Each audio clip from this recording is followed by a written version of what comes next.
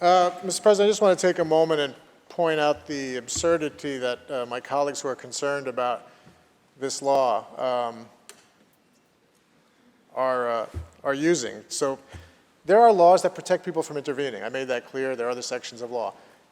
The argument my colleagues are making is that we have to allow people to go way beyond that just to make sure they feel comfortable intervening. So we have to allow people to have the power to kill somebody because someone who committed a robbery is escaping.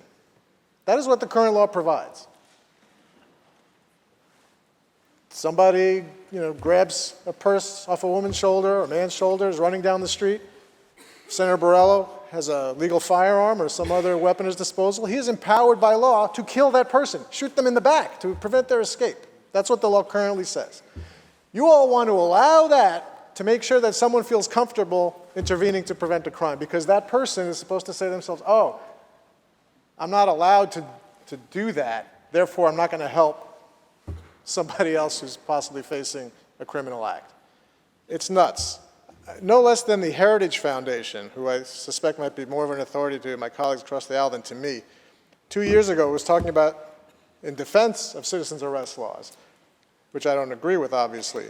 But their justification was, in a nation where most police departments employ fewer than 10 officers, the ability of private citizens to detain criminals plays an important role in law enforcement.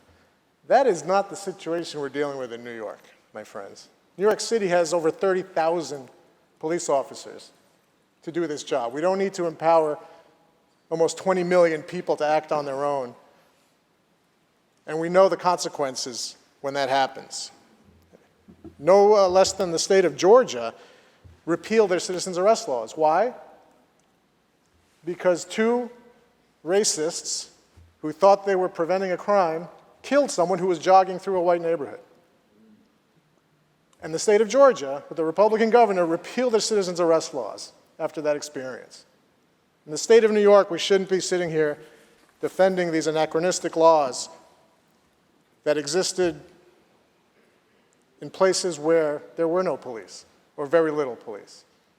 We don't have that situation anymore here in the 21st century. Mr. President, I vote yes. I thank my colleagues for supporting this bill.